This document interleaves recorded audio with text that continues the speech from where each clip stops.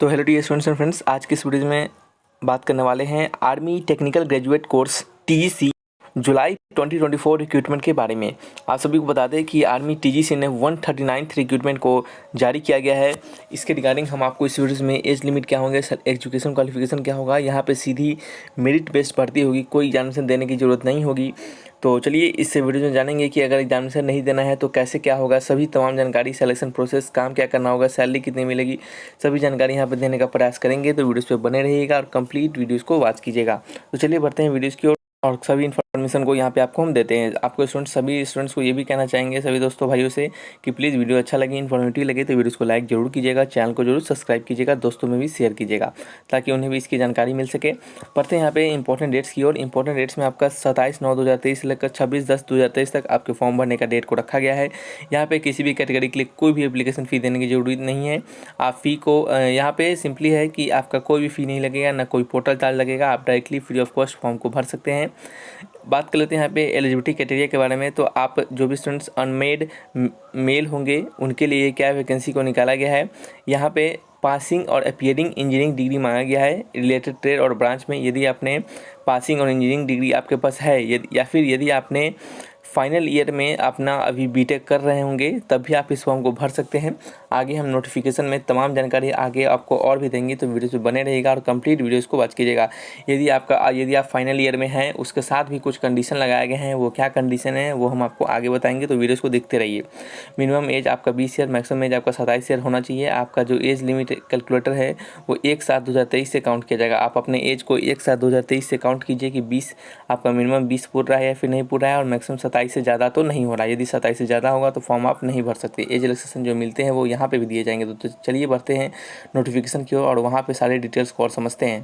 तो आप सभी लोग देख रहे होंगे, ये आपका ऑफिशियल नोटिफिकेशन है जो कि जारी किया गया है आपके इंडियन आर्मी के द्वारा। यहाँ पे हम बात करेंगे, सबसे पहले आप यहाँ पे देखेंगे कि फाइनल ईयर के बारे में।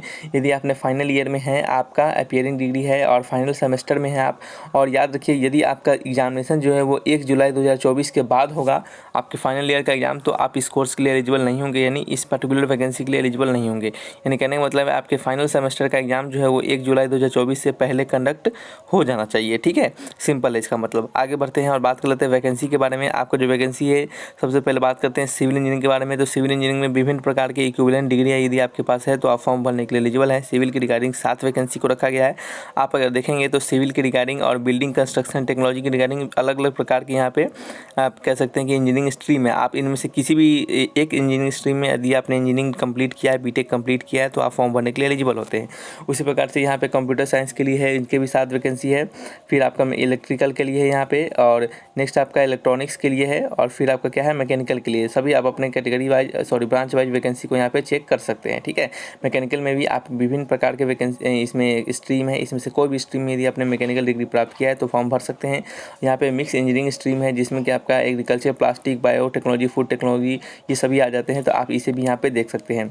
अब बढ़ते हैं यहाँ पे, आपको यहाँ पे जॉब मिलेगा वो किस प्रकार का रहेगा, क्या ये परमानेंट कमीशन रहेगा या टेम्पररी कमीशन रहेगा। तो बिल्कुल यहाँ पे आपको पहले साल के लिए शॉर्ट सर्विस कमीशन के लिए रखा जाएगा, 1 साल के लिए, जो कि आपका ट्रेनिंग पीरियड रहेगा। जैसे ही 1 साल कंप्लीट होगा आपका परमानेंट कमीशन के लिए, कमीशन के तौर पे आपको भर्ती कर दिया जाएगा, आपको परमानेंट कमीशन पे वहाँ पे रखा जाएगा। बात करते हैं ट्रेनिंग के रिगार्डिंग। आपका जो ट्रेनिंग है वो 12 मंथ का ट्रेनिंग आपको वहाँ पे करवाया जाएगा, और यदि आपने ट्रेनिंग को बीच में छोड़ दिया तो आपको 16,260 रुपया प्रत्येक सप्ताह के तौर पे जोड़कर आपसे पैसा लिया जाएगा। ठीक है, बात करते हैं यहाँ पे आपका जो वहाँ पे रैंक होगा वो किस प्रकार से रैंक होगा। तो सबसे पहले आपका लेफ्टिनेंट के पोस्ट पे भर्ती होगा, और इस प्रकार से आपका प्रमोशन जो है वो होता रहेगा। आप यहाँ से पढ़ सकते हैं इसे।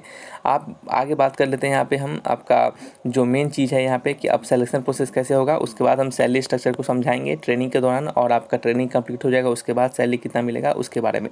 आपका जो यहाँ पे सिलेक्शन प्रोसीजर होगा वो मेरिट बेस्ड पे होगा। आपकी जो इंजीनियरिंग डिग्री में जितने भी परसेंटेज आए हैं उसके बेसिस पे आपका मेरिट लिस्ट तैयार किया जाएगा, और उस मेरिट लिस्ट पे आपको एसएसबी देने के लिए बुलाया जाएगा। ठीक है, एसएसबी आपका स्टाफ सिलेक्शन कमीशन होता है, ये आपका इंटरव्यू लेता है। स्टाफ सिलेक्शन बोर्ड होता है, ये आपके 2 चरणों में इंटरव्यू होंगे, स्टेज 1 स्टेज 2।